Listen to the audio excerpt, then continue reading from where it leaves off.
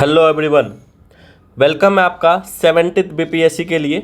ठीक है, ये हमारा इन्वायरमेंट का लेक्चर है और ये लेक्चर हमारा 5th नंबर लेक्चर है। ठीक है, ऑलरेडी हमने जनवरी से लेकर अगस्त तक का करंट अफेयर्स का सीरीज चला रखा है। ठीक है, साइंस एंड टेक का सीरीज चल रखा है। जनवरी से अगस्त तक हमने 25 लेक्चर में बोला कंप्लीट करेंगे। ठीक है, उसमें हम लेक्चर 16 तक कंप्लीट है। साइंस एंड टेक में भी 10 के आसपास लेक्चर कंप्लीट है। प्लेलिस्ट पे जाओ। और लेक्चर 5 है इन्वायरमेंट का। इन्वायरमेंट से भी अब बीपीएससी क्वेश्चन पूछ रहा है, नहीं विश्वास हो रहा तो 69th के आप जाके देख सकते हो। 69th में हमारे टेलीग्राम को ज्वाइन करो सो दैट आप देख सको रिजल्ट की इन्वायरमेंट से कैसे क्वेश्चन पूछे जा रहे हैं। ठीक है, देखते हैं द हिंदू क्या बोलता है। Red coloration of sea Puducherry due to the plankton crash NGT panel report. देखो क्या हो रहा है ना, पुडुचेरी के आसपास जो सी है ना उसका कलर चेंज हो रहा है। क्यों चेंज हो रहा है? क्योंकि अल्गल ब्लूम हो रहा है। ठीक है, अल्गल ब्लूम किसके कारण होता है? अलगी के बढ़ जाने के कारण। ठीक है, अलगी। ठीक है, ये पैनल कौन है? National green tribunal.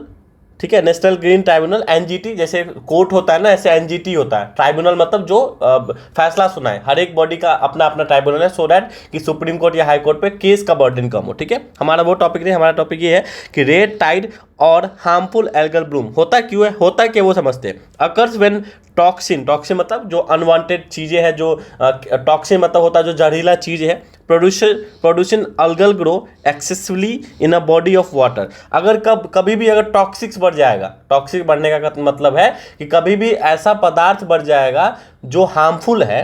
ठीक है, उसको हम लोग बोलते हैं अल्गल। एक्सेस एल्गी ग्रोथ, बहुत ज़्यादा एल्गी ग्रोथ हो जाएगा तो क्या हो जाएगा? अल्गल ब्लूम हो जाएगा। तो ऐसे स्टेटमेंट आपको दे सकता है और जो आपको विजिबल हो, देखा जा सकता है। ठीक है, कैसा कलर हो सकता है? ग्रीन हो सकता है, ब्लू ग्रीन हो सकता है, रेड हो सकता है, ब्राउन हो सकता है। ऐसे कलर देख सकता है। तो पुडुचेरी में क्या देखा गया है? पुडुचेरी में रेड देखा गया है। तो इस बात को आप समझो। क्या क्या रीजन है, आपको रीजन भी तो पता होना चाहिए। इंक्रीज न्यूट्रिएंट्स लाइक फोस्फोरस और नाइट्रोजन। फोस्फोरस और नाइट्रोजन इंक्रीज होने से क्या होता है? अलगी का ग्रोथ बढ़ जाता है। ठीक है, वार्म वाटर से मतलब अगर पानी ज़्यादा गर्म हो गया। पानी गर्म क्यों होगा? अगर टेम्परेचर बढ़ रहा है ना, ग्लोबल वार्मिंग। ठीक है, टेम्परेचर बढ़ रहा है तो ऑब्वियस सी बात है समुद्र का पानी गर्म होगा। तो जितना ज़्यादा गर्म होगा उतना उसके लिए अच्छा रहेगा कि अलगी जन्म सकता है। ठीक है, स्टैग्नेंट वाटर मतलब स्थिर पानी। पानी अगर मूव नहीं कर रहा है, स्थिर पानी है, आप स्थिर पानी घर में भी लगा दो, देखो कदरी टाइप का लग जाता है, दैट इज कॉल्ड अलगी। ठीक है, एडिक्वेट लाइट, अगर लाइट बहुत ज़्यादा पड़ेगा तो, अगर लाइट इंक्रीज कर जाएगा तो उससे हो जाएगा, वो एरोसोल वगैरह फैक्टर है। आप बस इतना जानो कि एडिक्वेट लाइट से भी होगा। लो ऑक्सीजन लेवल, अगर ऑक्सीजन लेवल लो हो जाएगा, ठीक है, मतलब पानी के अंदर ऑक्सीजन कम हो जाए तो एल्गी बढ़ जाएगा। ठीक है, वो क्या करेगा? मॉलिक्यूलर ऑक्सीजन डिमांड बढ़ा देगा। बीओडी क्या होता है अभी देखेंगे। ठीक है, एक टर्म है बायोचार। अच्छे अच्छे टर्म आपको बताऊंगा सो दैट एग्जाम में आपको दिक्कत न हो। देखो हम लोग स्टबल बर्निंग करते हैं, मतलब अगर हम लोग खेती करते हैं ना, खेती करने के बाद जो भी वेस्ट होता है, वेस्ट का मतलब ये होता है कि अगर मान लो हम लोग धान का खेती किए, उसके बाद जो पैडी का अलावा जो नाड़ पुआल, आसान भाषा में, बिहार के भाषा में जो बचता है ना पुआल वगैरह, उसको हम लोग क्या करेंगे? उसको हम लोग जला देते हैं। तो उससे क्या होता है? टेम्परेचर बढ़ता है। ठीक है, ग्लोबल वार्मिंग होता है। लेकिन उसको हम लोग क्या कर सकते हैं? उसको बायोचार में कन्वर्ट कर सकते हैं। एट द टेम्परेचर हीट देके उसको बायोचार में कन्वर्ट कर सकते हैं। बायोचार होता क्या है? Fine grain charcoal high in organic carbon. ठीक है, ऐसा चारकोल जो हाई हो ऑर्गेनिक कार्बन में, ऑर्गेनिक कार्बन उसमें ज़्यादा हो। ठीक है, creating after heating of biomass. Biomass मतलब जो रेसिड्यू बचा हुआ है खेती करने के बाद, बचा हुआ अवशेष जो बचा हुआ है, अगर उसको हम हीट करेंगे in the absence of oxygen, oxygen के अब्सेंट में हीट करेंगे तो बायोचार में कन्वर्ट हो जाएगा। तो बहुत बड़ा अच्छा बात है। इससे क्या होगा कि हम लोग फार्मर्स का इनकम बढ़ा सकते हैं। ठीक है, इनकम बढ़ेगा फार्मर्स का, और हमें जो फर्टिलाइजर जरूरत पड़ा ना, फर्टिलाइजर का यूज कम होगा ना, क्योंकि बायोचार यूज है जो फर्टिलाइजर। ठीक है, नेक्स्ट है एक टर्म आता है national institute for coastal research, NCCR. ये किसके अंडर है? मिनिस्ट्री ऑफ अर्थ साइंस के अंडर है। और इनका काम क्या? शोर लाइन मॉनिटरिंग करते हैं। शोर लाइन मतलब इंडिया का कोस्ट लाइन को मॉनिटरिंग करते हैं। ठीक है, नेक्स्ट है national institute of ocean tech, NIOT, हम इसको बोलते हैं एनआईओटी। ठीक है, ये क्या है? ये इसका हेड क्वार्टर चेन्नई में। ये मैं क्यों बता रहा हूँ? क्योंकि एक स्कीम है मत्स्य 6000 part of deep ocean mission, मतलब ओशियन के डीप में जब हम स्टडी करेंगे ना, दैट इज कॉल्ड मत्स्य 600। ये आपसे पूछ सकता है ये किसका बाय किसके द्वारा किया गया? एनआईओटी के द्वारा। तो एनआईओटी तो पता ही होना चाहिए। और इसको मत्स्य 6000 को हम लोग क्या बोलते हैं? ब्लू इकोनॉमिक बोलते हैं। क्यों? हम लोग समुद्र के अंदर क्या कर रहे हैं? इकोनॉमिक देख रहे हैं ना। डीप ओशियन में जाएंगे, स्टडी करेंगे तो कुछ ना कुछ तो हमको मिलेगा जो हमारा इकोनॉमिक बढ़ाएगा। और ओशियन का कलर कौन सा होता है? Blue, that is called blue economic. ठीक है, अब देखते हैं एट्रोफिकेशन क्या होता है। ठीक है, जो भी बच्चे यूपीएससी प्रिपरेशन करके आ रहे हैं वो बहुत टफ देने वाले हैं आपको इस बार 17th बीपीएससी में, ठीक है। यकीन मानो जिस टाइम में एग्जाम होने वाला है ना, बहुत ज़्यादा फ्री है यूपीएससी के बच्चे और आपको परेशान करेंगे, और उनके लिए सब आसान टर्म है, ठीक है। Eutrophication sudden increase in nutrients, अगर सडन इंक्रीज हो जाएगा न्यूट्रिएंट्स में, किसमें, वाटर में, ठीक है, in a water body leading to outburst in algae. Outburst in algae मतलब अलगी बढ़ जाएगा ना, अभी बताया ना न्यूट्रिएंट्स बढ़ने से क्या होता है, अलगी बढ़ता है। देखो इंक्रीज इन न्यूट्रिएंट्स, हर चीज का टेक्निक है पढ़ने का, अगर लिंक करके पढ़ोगे ना सब कुछ याद रहेगा, ठीक है। फ्लोटिंग प्लांट्स माइक्रोब्स, तो क्या क्या बढ़ेगा, अलगी बढ़ेगा, फ्लोटिंग प्लांट जो तैरने वाला पौधा होता है, ठीक है, और माइक्रोब्स बढ़ जाएगा। ड्यू टू फॉस्फोरस पॉल्यूशन, ठीक है, कॉजेज अल्गल ब्लूम, ऊपर बताया था, lead to mortality of fish. अगर मान लो पूरा का पूरा पानी के ऊपर छतरी जैसा बन जाएगा तो क्या हो जाएगा, ऑक्सीजन डिक्रीज हो जाएगा और जितने भी फिश अंदर मर जाएंगे, ये तो ऑब्वियस सी बात है, ठीक है।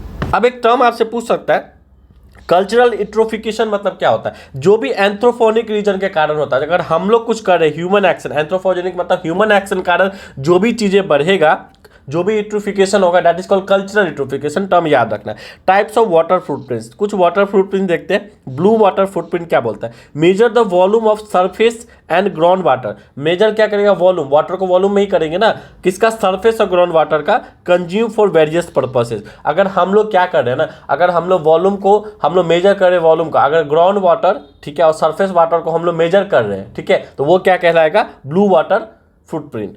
ग्रे वाटर क्या कहलाएगा, ग्रे वाटर मैंने 2 बार लिख दिया, office and domestic waste water without toilet and water contamination, ये आपका क्या कहलाएगा, ये आपका ग्रे वाटर कहलाएगा, ठीक है, ग्रे वाटर कहलाएगा। ग्रे वाटर फुटप्रिंट एक और चीज़ है, एक चीज़ और ध्यान पे रखना, ग्रे वाटर एक्चुअली एक मिस्टेक किया था मैंने। देखो यहाँ पे ग्रे वाटर है, यहाँ पे है कि ग्रे वाटर होता क्या है, ठीक है। ग्रे वाटर क्या होता है, ऑफिस और डोमेस्टिक वेस्ट जो हमारा होता है, काला ग्रे टाइप का काला पानी होता है ना, जो भी हमारा सीवेज में होता है, विदाउट टॉयलेट वाटर कंटेमिनेशन, उसको हम लोग क्या बोलते हैं, grey water. Grey water footprint क्या होता है, quantifies the amount of fresh water required to dilute pollutants to meet specific water quantity standard, कितना अमाउंट ऑफ फ्रेश वाटर चाहिए सो दैट कि हम उसको डाइल्यूट कर सके, ठीक है, पॉल्यूटेंट्स को।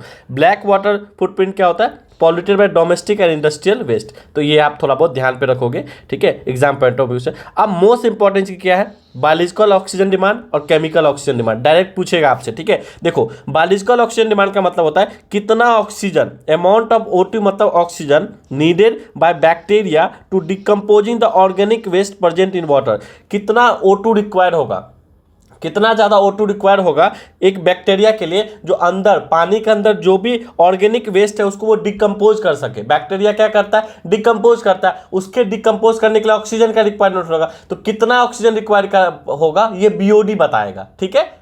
नेक्स्ट है कितना O2 रिक्वायर्ड होगा for chemical oxidation of organic and inorganic, और कितना केमिकल, देखो कितना ऑक्सीजन का रिक्वायरमेंट होगा ऑर्गेनिक और इनऑर्गेनिक दोनों के लिए, तो हम बोलेंगे उसको क्या, हम उसको बोलेंगे COD, केमिकल ऑक्सीजन डिमांड। अगर सिर्फ ऑर्गेनिक का बात होगा तो हम उसको बोलेंगे बायोलॉजिकल ऑक्सीजन डिमांड। मतलब जितना ज़्यादा पॉल्यूटेंट्स होगा, ठीक है, उतना ज़्यादा बायोलॉजिकल ऑक्सीजन डिमांड होगा, ठीक है, इस बात को समझो। अब नेक्स्ट हम लोग देखते हैं express in milligrams litre of water, mg पर लीटर, मिलीग्राम पर लीटर को दोनों को डिनोट किया जाता है, BOD और COD को, ये भी आपको ध्यान पे रख। नेक्स्ट है इसमें BOD और COD directly proportional to dissolve oxygen. अब ये डिजॉल्व ऑक्सीजन क्या है, डायरेक्टली प्रोपोर्शनल का मतलब ये हो गया कि अगर डिजॉल्व ऑक्सीजन बढ़ेगा तो BOD और COD कम रिक्वायर्ड होगा, ऑब्वियस सी बात है ना। BOD COD क्या बोलता है कि माइक्रोब्स को कितना ऑक्सीजन रिक्वायरमेंट होगा, क्या रिक्वायरमेंट होगा कि ऑर्गेनिक वेस्ट को वो डिकम्पोज कर दे। अगर डिजॉल्व ऑक्सीजन ज्यादा होगा, मतलब उसके अंदर पानी में ऑक्सीजन ज्यादा होगा, तो ऑब्वियस सी बात है BOD की कम जरूरत पड़ेगी, बैक्टीरिया कम ऑक्सीजन यूज करेगा, क्योंकि पानी तो फ्रेश ही है ना। देखो किसी पानी के अंदर ऑक्सीजन ज्यादा है, इसका मतलब फ्रेश वाटर है, वो समझो बात। अगर कोई अगर फ्रेश वाटर नहीं है, मतलब उसके अंदर ऑक्सीजन कम है, तो अगर ऑक्सीजन ज्यादा है मतलब फ्रेश वाटर है। तो BOD क्या होता है कि फ्रेश वाटर बनाना है, कौन बनाता है, बैक्टीरिया माइक्रोब्स वगैरह बनाता है। कैसे करता है, डिकम्पोज करता है। बात को समझो, ठीक है, मतलब इतना समझो, अगर डिजॉल्व ऑक्सीजन बढ़ेगा तो BOD COD घटेगा, और डिजॉल्व ऑक्सीजन कम रहेगा तो BOD COD ज़्यादा बढ़ेगा, ये याद रखो। इनवर्सली मतलब होता है एक बढ़ता है दूसरा घटता है। देखो डिजॉल्व ऑक्सीजन क्या होता है, measure the amount of free oxygen available in river system, ठीक है, ये इतना ध्यान रखना। प्रेजेंस ऑफ ऑर्गेनिक इनऑर्गेनिक वही चीज़ लिखा हुआ। देखो आप समझो, BOD अगर 3 मिलीग्राम पर लीटर से ज़्यादा होगा तो हम उसको पॉल्यूटेड वाटर बोलेंगे, अगर उससे कम होगा तो नॉन पॉल्यूटेड बोलेंगे। COD हमेशा BOD से बड़ा होगा, इस चीज़ को आप ध्यान पे रखना। COD हमेशा BOD से बड़ा होगा, क्योंकि COD में दोनों रिक्वायरमेंट होता है, ऑर्गेनिक इनऑर्गेनिक अंडरस्टैंडिंग दोनों, ठीक है। BOD directly proportional to pollution, inversely proportional to dissolve oxygen, मतलब सिंपल सा बात है, ज्यादा पॉल्यूशन होगा तो ज्यादा बीओडी का जरूरत होगा, ठीक है। इसका दोस्तों में डिजॉल्व ऑक्सीजन कम रहेगा, अगर डिजॉल्व ऑक्सीजन ज्यादा रहेगा तो मतलब पॉल्यूशन कम रहेगा, पॉल्यूशन कम रहेगा तो बीओडी का जरूरत रिक्वायरमेंट कम होगा, बीओडी मतलब बायोलॉजिकल ऑक्सीजन डिमांड, ठीक है। नेक्स्ट देखो, conservation of migratory species, CMS, और इसको हम लोग क्या बोलते हैं, बॉर्न कन्वेंशन। तो आपसे क्वेश्चन ये भी पूछ सकता है कि इनमें से किसको बॉर्न कन्वेंशन बोलते हैं। सीएमएस, सीएमएस मतलब conservation of migratory species. Migratory species का मतलब होता है कोई ऐसा स्पीसीज जो दूसरे देश से या दूसरे जगह से हमारे यहाँ आ गया, ठीक है। तो सीएमएस COP40 अभी हुआ, हेल्ड इन समरकांड उज्बेकिस्तान, तो आपको ध्यान पे रखना लोकेशन, ठीक है। उसके बाद इसका स्लोगन क्या है, नेचर नो बॉर्डर्स, नेचर जानता है कोई बॉर्डर्स नहीं है। हमने अपने लिए बॉर्डर क्रिएट किया ना कि ये इंडिया है, ये पाकिस्तान है, लेकिन नेचर को नहीं पता है क्या बॉर्डर है, ठीक है। अब देखो थोड़ा देखते हैं कंजर्वेशन ऑफ माइग्रेटरी स्पीसीज के बारे में। ये इंटर गवर्नमेंटल ट्रीटी है अंडर यूएनईपी, यूएनईपी मतलब यूनाइटेड नेशनल एनवायरमेंटल प्रोग्राम, ठीक है। इंट्रोड्यूस इन 1979 में इंट्रोड्यूस हुआ, लेकिन फोर्स कब हुआ, 1983 मतलब 1983 में ये बना है, ठीक है, लेकिन इंट्रोड्यूस हो गया था पहले। इंडिया इसका मेंबर है 1983 से ही, ठीक है। अपेंडिक्स, इसमें दो अपेंडिक्स है, अपेंडिक्स 1, अपेंडिक्स 2। अपेंडिक्स 1 क्या बोलता है, इंडेंजर स्पीसीज के बारे में बोलता है, और अपेंडिक्स 2 किसके बारे में बोलता है, list of migratories which have unfavourable conservation status, जिसके पास अनफेवरेबल कंजर्वेशन स्टेटस हो और उसको क्या चाहिए, एक दूसरे जगह वो चला जाए, ठीक है। अपेंडिक्स 1, अपेंडिक्स 2 ये याद रखो, ठीक है। India has sign non legally MOU मतलब होगा memorandum of understanding with CMS. तो इंडिया ने क्या करा, नॉन लीगली, लीगली नहीं, नॉन लीगली, जो लीगल ना हो, MOU साइन किया। दो चीज साइन होता है, दो लोगों के बीच में साइन होता है, that is called MOU। MOU मतलब मेमोरेंडम ऑफ अंडरस्टैंडिंग, मतलब दो लोगों के बीच में अंडरस्टैंडिंग से वो साइन हुआ। किसके साथ इंडिया साइन किया है, सीएमएस के साथ। सीएमएस क्या, कंजर्वेशन ऑफ माइग्रेटरी स्पीसीज, ठीक है। साइबेरियन क्रेन के लिए साइन किया, ये दूसरा जगह से हमारे यहाँ आ जाता है, ठीक है। मैरीन टर्टल्स के लिए साइन किया 2007 में, डुगन्स के लिए किया 2008 में। डुगन्स को हम लोग सी कॉबी बोलते हैं, इसको हम लोग सी कॉबी बोलते हैं, ठीक है। नेक्स्ट है हमारा रैप्टर्स। रैप्टर्स 2016 में हमने साइन की। इंडिया कब इसको होस्ट किया था, इंडिया इसको होस्ट किया था COP13 में ऑफ सीएमएस 2020 में, गांधीनगर गुजरात में हुआ था। इंडिया पार्ट किस किस चीज का सीएमएस का पार्ट है, इंडिया दो चीज का पार्ट है, एक central Asian flyway. Central Asian flyway मतलब होता है किस रास्ते से माइग्रेटरी स्पीसीज इंडिया आता है, that is called central Asian flyway, Asia का फ्लाईवे। फ्लाईवे मतलब आसमान में, उनका भी एक रास्ता होता है। नेक्स्ट है सेंट्रल एशियन मेबल इनिशिएटिव, ठीक है। ये दो चीज का आपको ध्यान रखना, इंडिया इसका पार्ट है, ठीक है। COP2 convention on CMS, COP conservation of parties, conservation of party, COP को बोलते हैं कंजर्वेशन ऑफ पार्टीज। यूएनईपी का COP होता है, सीएमएस का भी COP होता है। COP2 convention on CMS, principal decision making body. तो क्या क्या होता है इसके अंदर, प्रिंसिपल मेकिंग बॉडीज होता है। सीएमएस कब कब होता है, हर एक 3 साल पे होता है, ये भी ध्यान पे आपको रखना है, ठीक है। 2020 में हुआ, तब देखो 2023 में हुआ था उज्बेकिस्तान में, ठीक है। COP13 2020 में इंडिया में हुआ था, COP, ठीक है। COP CMS मतलब COP मतलब CMS समझो, कंजर्वेशन ऑफ CMS 13, और CMS 14 जो हुआ है अभी 2023 में हुआ उज्बेकिस्तान में, ठीक है। चलो नेक्स्ट है initiative taken in India to conserve migratories. क्या क्या इंडिया ने स्पेसीज को, माइग्रेटरी स्पेसीज को कंजर्व करने के लिए स्टेप लिया है, ये आपको याद रखना है क्योंकि ये रिसेंट का। National action plan for conservation of migratic birds along the central Asian flyway. तो इंडिया तो पार्टी है सेंट्रल एशियन फ्लाईवे का 2018 से लेकर 2023 तक, ये याद रखना। पूछ सकता है आपसे डेट, मतलब ईयर पूछ सकता है, ठीक है। 2018 के बदले 2019 से 24 कर देगा। Identification of important bird area, क्या क्या इंपॉर्टेंट बर्ड एरिया है उसका programme by bird life international, ध्यान पे रखना इस चीज को। National marine turtle action plan 2021 से लेकर 2026 तक, ये भी ध्यान पे आपको रखना है। आई होप कि मैंने यहाँ पे सब कुछ कर दिया। देखो मेरीन टर्टल के लिए क्यों निकाला, क्योंकि मेरीन टर्टल को इंडिया ने इस चीज को MOU में साइन किया सीएमएस के थ्रू। सॉरी। अब देखो important bird, migratic bird species India, कौन कौन से माइग्रेटरी स्पीसीज बर्ड इंडिया में याद कर लो, ठीक है। एमूर फाल्कन, एमूर फाल्कन को एक और चीज बोलते हैं, नागालैंड में आता है मेनली, ठीक है। Nagaland is the falcon capital of the world, Nagaland को falcon capital of the world बोलते हैं, याद रखना है, पूछेगा आपसे। इसका IUCN स्टेटस क्या है, लीज कंसर्न, और CMS का अपेंडिक्स 2 में आता है। CMS का 2 ही अपेंडिक्स है, 1 और 2, ठीक है। बार हेडेड गीज लीज कंसर्न है, सेकेंड में आता है। ब्लैक नेक क्रेन्स वल्नरेबल है, इतना याद नहीं रखोगे तो एक चीज ये याद रख लो, great Indian bustard, critically endanger है। एक तो ये याद रख लो, ठीक है, मैं स्टार मार्क कर देता हूँ, ये आपसे डेफिनेटली पूछेगा। ग्रेट इंडियन बस्टर्ड पहला ये पूछेगा। एक अमूर फल्कन वाला आपसे पूछेगा, ठीक है, लिख तो मैंने कंप्लीटनेस के लिए पूरा लिख दिया है। नेक्स्ट आपसे ये पूछेगा स्नो लिपर्ड, ठीक है। स्नो लिपर्ड क्या है? गोस्ट ऑफ द माउंटेन भी इसको बोलते हैं, और हेमिस लद्दाख, हेमिस नेशनल पार्क लद्दाख में है, दैट इज कॉल्ड एसएल को क्या बोलते हैं? स्नो लिपर्ड को क्या बोलते हैं? Capital of the world.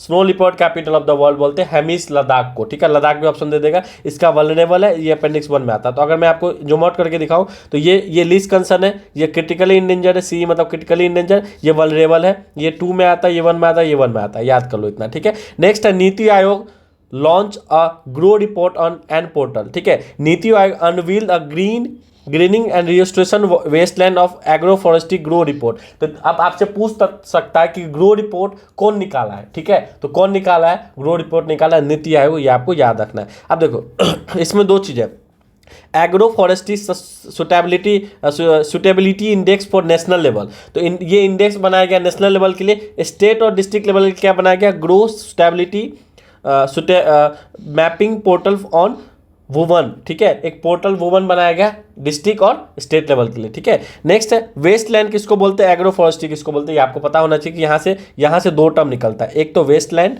दूसरा एग्रो फॉरेस्ट्री, ये दोनों आपको पता होना चाहिए, ठीक है। वेस्टलैंड किसको बोलते हैं? अनप्रोडक्टिविटी जो लैंड हो, ठीक है। वेस्टलैंड नाम से ही पता है, वेस्टलैंड अनफिट फॉर कल्टीवेशन और ग्रेजिंग, जहां पे चारा नहीं, गाय भैंस चढ़ नहीं सकता है, अनफिट हो कल्टीवेशन के लिए, ठीक है। कल्टीवेशन खेती ना हो सके, प्रोडक्टिविटी ना हो, अनप्रोडक्टिविटी हो, ठीक है। 2019 के wasteland atlas of India report के हिसाब से इंडिया का 16.96% टोटल एरिया का 16% वेस्टलैंड है। बताओ कितना दुर्भाग्य बात है। तो इसको कंजर्व करने की जरूरत है। और जोग्राफिकल एरिया 2015-16 के हिसाब से, मेरी तबियत खराब है, सॉरी फॉर दैट।